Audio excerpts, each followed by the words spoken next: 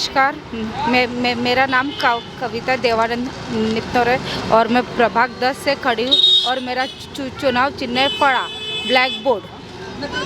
जय भीम साथियों, नमस्कार साथियों। प्रभाग 10 के साथियों, मैं प्रभाग क्रमांक 10 से उम्मीदवार हूँ, सर्वसाधारण गट का उम्मीदवार हूँ। मेरा नाम अमित बंसोड़ है, मेरा चुनाव चिन्ह हाथी है। नमस्कार, जय सेवा, जय भीम। मेरा नाम संदीप कोवे है, मैं प्रभाग 10 का ब का अनुसूचित जमाती का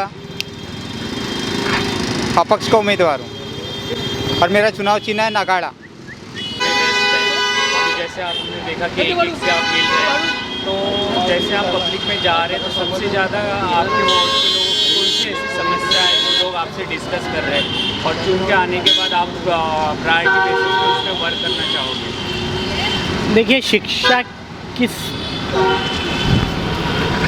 समस्याएं जो है, एक तो यहाँ पर ये जो इलेक्शन है ये 9 साल के बाद हो रहे, तो 9 साल के बाद जो हो रहे 4 साल या 3 साल लगभग जो शासन है वो प्रशासन ने संभाला है। और समस्या अगर हम देखेंगे तो शिक्षा की समस्या है पूरे प्रभाग में, रोजगार की समस्या है, स्वास्थ्य की समस्या है। देखिए, बीजेपी गवर्नमेंट होने के बावजूद बीजेपी ने हॉस्पिटल्स बनाए हैं छोटे छोटे, लेकिन वो हॉस्पिटल में होता क्या है, वो सिर्फ सर्दी खांसी बुखार की गोली देते थे और प्राइवेट डॉक्टर रखा हुआ, और मतलब ऐसा कोई कॉन्क्रीट उनका कोई वर्क नहीं है उस दवाखाने में।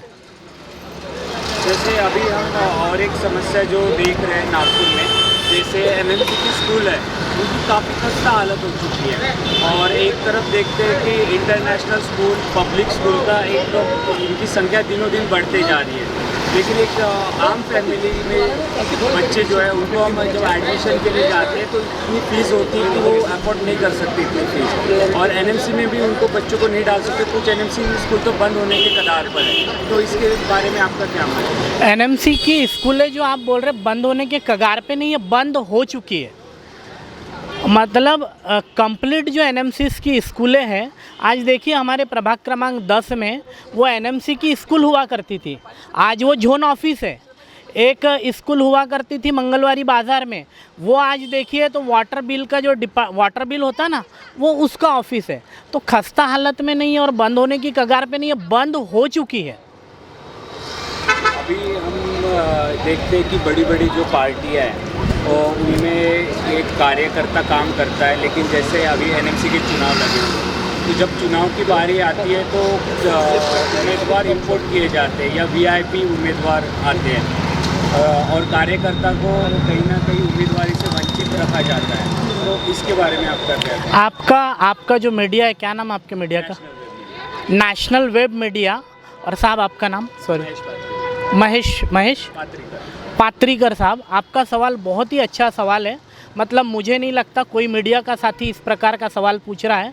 मैं आपको इस सवाल को लेकर इसलिए इतना गहराई से बात बता रहा हूँ। हमारे साथ में जो ताई है, कविता ताई गायधने उर्फ नितनौरे, ये पिछले 15 साल से नेशनल पार्टी की कार्यकर्ता है। 15 साल से मतलब समझिए पूरा जीवन उन्होंने पार्टी को दिया। बावजूद आज देखिए पार्टी को, आज अगर आप ताई को देखेंगे तो गिट्टी खदान, शिलानगर, कुतुब शाह नगर, दिनशाह फैक्ट्री, आपका ये जो हम अभी जहाँ पर मौजूद है, क्या नाम है, बोरगांव, पटेल नगर, यहाँ पे ताई को हर एक घर जानता है, हर पार्टी का कार्यकर्ता जानता है। बावजूद ताई ने जिस पार्टी में इतना टाइम दिया, ताई को इस वक्त टिकट नहीं दी गई। तो हमने बहुजन समाज पार्टी के समर्थन में ताई का जो मजबूत जनाधार है वो हमने हमारे साथ में लेकर, हम ताई के साथ में कंधे से कंधा मिलाकर हम इस इलेक्शन को लड़ रहे हैं, और लड़ ही नहीं रहे तो पूरे विश्वास के साथ हमें ये बोलेंगे कि हम इलेक्शन को जीत भी रहे हैं। और इसी सवाल को मैं थोड़ा आगे लेके जाता हूँ। जैसे मैंने बोला, कैंडिडेट इंपोर्ट होते हैं या वीआईपी कैंडिडेट को उम्मीदवारी मिलती है। अगर वीआईपी कैंडिडेट जीत के आते हैं तो वो एनएमसी तक नहीं जाते, वहाँ पे कॉर्पोरेट वर्क स्टार्ट हो जाता है। वो मैनेजर रखते हैं, वार्ड की जो अगर इशू है वो भी एक उनका मैनेजर आके देख के जाता है। तो वो ग्राउंड लेवल पे हमें नहीं देखने मिलते। इसके बारे में आपको जो कॉर्पोरेट कल्चर अब आ रहा है। देखिए, ये आपका सवाल ही अपने आप में एक जवाब है।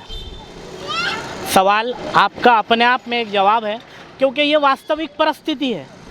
आज ताई के जैसे कार्यकर्ता, हमारे जैसे कार्यकर्ते, मतलब अगर जनता हम जैसे लोगों को अगर नहीं चुनती है और वीआईपी लोगों को, इंपोर्ट करे हुए लोगों को चुनती है, तो इसमें दोष किसका है? जनता का है।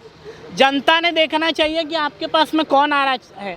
जनता ने सिर्फ पार्टियां नहीं देखनी चाहिए, जनता ने जितने भी लोग, यह मल्टी पार्टी डेमोक्रेटिक सिस्टम है, जितनी पार्टियां लड़ रही है उतना अच्छा है, जितने लोग लड़ रहे हैं उतना अच्छा है। लेकिन जनता ने ये देखना चाहिए कि कौन उम्मीदवार अच्छा है, कौन उम्मीदवार काम कर सकता है, कौन उम्मीदवार काम करेगा, उसको जिता के देना चाहिए। ये जनता की जवाबदारी है।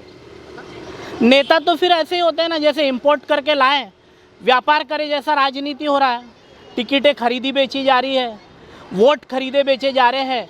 तो जब जनता ही बिक कर अगर वोट देती है, तो नेता को कैसे इल्ज़ाम लगाएंगे फिर कि वो आता नहीं, वो काम करता नहीं। तो मैं अपील करना चाहूँगा, किसी को भी वोट दे, लेकिन समझदारी के साथ में दे कि आप किसको वोट दे रहे हैं, वो क्या करेगा, वो आपको ध्यान में रहना चाहिए। नहीं, बिल्कुल, इसलिए आशा आपसे भी बहुत ज़्यादा है, क्योंकि एक समाज सेवक जब उम्मीदवार बनता है तो उनसे अपेक्षाएं आम आदमी की बहुत ज़्यादा बढ़ जाती है। तो उम्मीद है कि आपको जो ग्राउंड लेवल के इशू जो आपको पता है, क्योंकि बोलते हैं ना, जिसको इशू पता होता है वही वो इशू सॉल्व कर सकता है।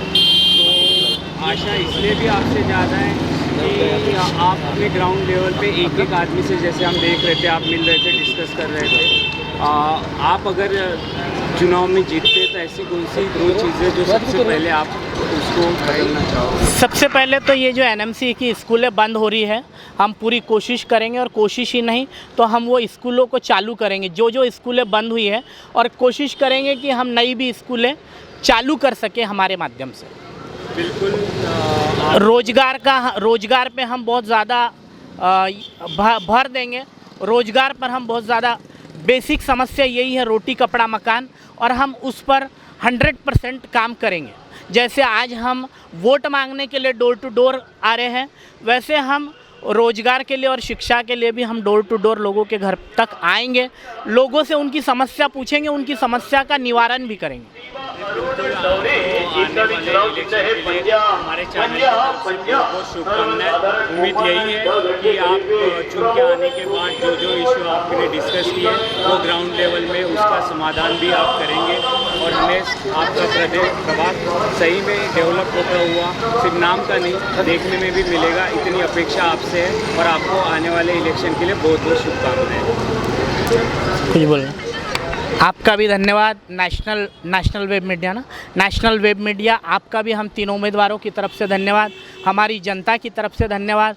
आपने हमारे जैसे ऐसे ग्राउंड लेवल पे वर्क करने वाले लोग, डोर टू डोर वर्क करने वाले लोग, उसको आपने ध्यान दिया और हमारा इंटरव्यू लिया। आपके माध्यम से हम लोगों तक जाएंगे। आपका भी बहुत बहुत धन्यवाद।